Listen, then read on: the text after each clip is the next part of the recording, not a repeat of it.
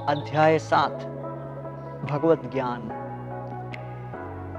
चाहे छुट्टियां मनाने के लिए स्थान का चुनाव हो, अध्ययन के लिए विश्वविद्यालय का चुनाव हो, अथवा अगले सप्ताह जन्मदिन पार्टी के लिए रेस्टोरेंट का चुनाव हो, जीवन में अधिकांश कार्यों के लिए शोध करना पड़ता है। हम अपनी भावनाओं की कदर तो करते हैं, परंतु साथ ही बुद्धि द्वारा भेदभाव भी करते हैं। आध्यात्मिक पथ पर भी यही नियम लागू होता है। यह कोई भावुक आवेग नहीं है, इसके लिए बुद्धि पूर्वक शोध तथा ज्ञान की आवश्यकता होती है। यह दिल और दिमाग दोनों का विषय है। आइंस्टाइन ने एक बार कहा था कि दर्शन के बिना धर्म केवल भावुकता है, और अधिक सटीक शब्दों में कहा जाए तो कट्टरवाद है। भगवत ज्ञान नामक 7वें अध्याय में श्री कृष्ण भक्ति योग की पद्धति पर हमारे विश्वास एवं दृढ़ निश्चय को बढ़ाने के लिए कुछ तात्विक सत्यों का वर्णन करते हैं। श्री भगवान उवाच मय्यासक्त मना पार्थ योगम युञ्जन मदाश्रय असंशयम समग्रम माम यथा ज्ञास्यसि तच्छृणु। श्री भगवान ने कहा, हे प्रथापुत्र, अब मुझसे सुनो कि किस प्रकार तुम मेरी पूर्ण चेतना में योग का पालन तथा अपने मन को मुझ में आसक्त करके समस्त संदेहों से परे संपूर्णतः मुझे जान सकते हो। श्लोक क्रमांक 1 से 3। श्रवण। आधुनिक विचारक अक्सर किसी वस्तु का अनुभव होने पर ही उसे स्वीकार करते हैं और उन वस्तुओं को अस्वीकार कर देते हैं जिनका इंद्रियों द्वारा प्रत्यक्ष अनुभव नहीं किया जा सकता।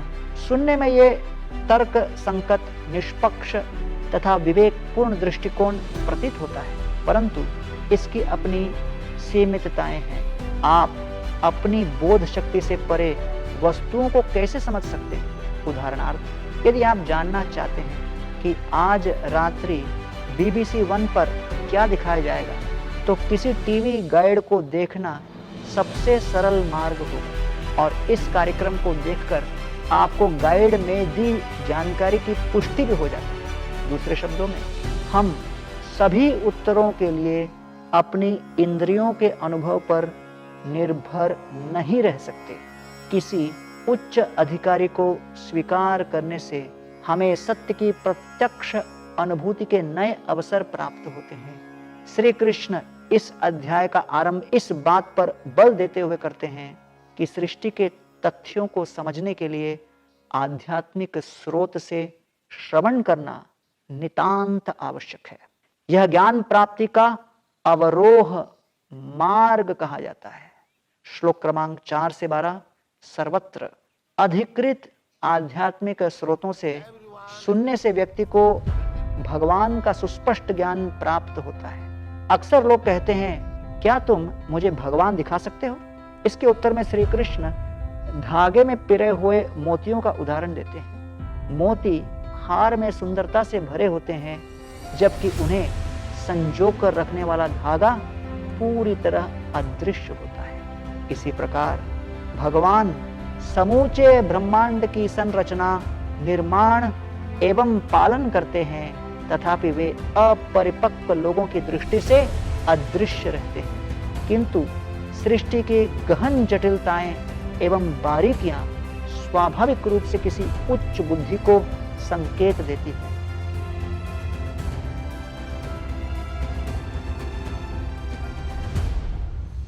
श्री कृष्ण आगे कहते हैं कि सृष्टि का प्रत्येक वस्तु के सार हैं। वे जल का स्वाद है, सूर्य का प्रकाश है और मनुष्य में क्षमता है।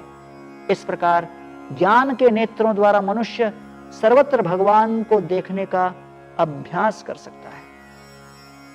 श्लोक 13 से 19। स्वीकार या अस्वीकार। यदि भगवान को सर्वत्र देखा जा सकता है और यदि उनका अस्तित्व इतना ठोस और प्रत्यक्ष है, तो अधिकांश लोग उन्हें नकारते क्यों हैं?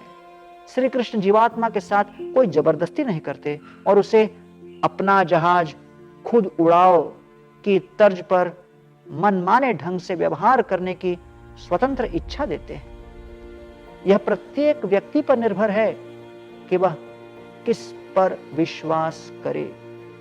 श्री कृष्ण ऐसे 4 प्रकार के लोगों का वर्णन करते हैं जो सांसारिक जीवन में मग्न होने के कारण भगवान को ही अस्वीकार करते हैं। इसके अतिरिक्त श्री कृष्ण स्वार्थ के विभिन्न स्तरों के आधार पर भगवान को स्वीकार करने वाले 4 प्रकार के लोगों का वर्णन भी करते हैं। सार यही है कि इस संसार में ऐसा व्यक्ति अतिशय दुर्लभ है जो स्वार्थ रहित होकर भगवान की शरण में जाए और उनके साथ निस्वार्थ प्रेम का संबंध स्थापित करे।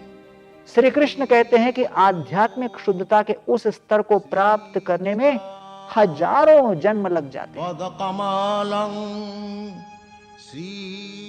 श्लोक क्रमांक 20 से 30। देवता, सच कहा जाए तो आज के युग में भगवान को स्वीकार करना भी अपने आप में एक उपलब्धि है, किंतु केवल भगवान को मानना पर्याप्त नहीं है। व्यक्ति को उनके विषय में सही एवं पूर्ण ज्ञान भी होना चाहिए।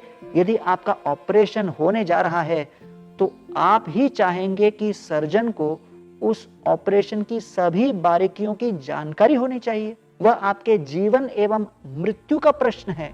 इसी प्रकार केवल भगवान को मानना पर्याप्त नहीं, हमें भगवान के स्वभाव तथा व्यक्तित्व को समझना होगा। इस अध्याय के अंत में श्री कृष्ण स्पष्ट बताते हैं कि परमेश्वर केवल एक है। देवतागण सृष्टि का संचालन करने वाले शक्तिशाली जीव हैं जो किसी भी दृष्टि से भगवान के समान नहीं है। ऐसी खतरनाक भ्रांतियों को यहाँ स्पष्ट किया गया है क्योंकि यह शुद्ध भक्ति के मार्ग को बाधित कर सकती है। बहुनाम जन्मनाम अन्ते ज्ञानवान माम प्रपद्यते वासुदेव सर्वमिति स महात्मा सुदुर्लभ।